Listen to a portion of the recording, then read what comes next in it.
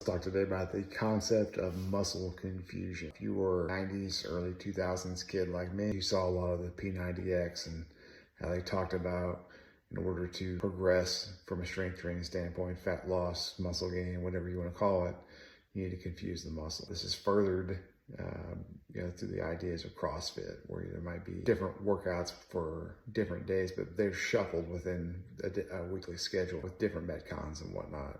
And even down to the basic level of West Side Barbell, where they would rotate between special exercises on the main movements on a weekly basis and train up to a 1 to 3 to 5 rep max. All with the idea it's not, you're getting a different stimulus each week, which isn't the entire story of West Side Barbell, but it's could be safe for another day. Do I think that muscle confusion is a good thing? Well, I think it's mostly bullshit, but I think there are reasons why you would want to change the movements that you're doing from week to week. The first being added stimulus, especially on accessory movements, are a good thing. Novelty is a great thing. It breaks monotony.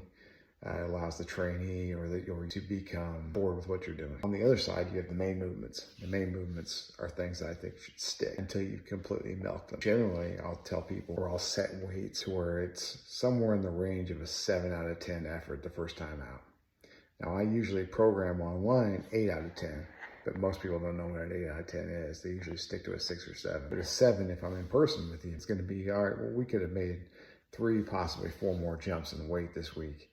And because it's new and because it's novel, you've got a lot more room to climb. But over a 5 to 8 week period, these weights will work up to a maximal before we change movements again. The only reason I change main movements is to eliminate weakness. Every exercise that you're going to do has an inherent weakness that it targets. Front squat, it's quads. It's an easy one to figure out. A box squat will get you stronger out of the depth of the hole of the squat, so you're more explosive. A high box squat will get you through that sticking point about a quarter way up out of the hole. In terms of upper body, I always start off teams and most individuals with a close grip incline press. First of all, most people's incline sucks. Second of all, when you throw that to close grip, it's even suckier. So if we get stronger at a close grip incline, then we are going to get stronger on a bench press byproduct of it. But again, we're going to milk this over a 4 to 8 week period to really get the most out of that close grip incline before we move on to something different, which maybe is a floor press, or maybe it's a close grip flat press, all before we hit the main movement itself. So muscle confusion in itself, changing exercises week to week, can be a good thing if it's an accessory movement. If you're changing your main movement every week, you better be damn sure that you have a solid base of technique on the movements or the main movement that it is that you're trying to train.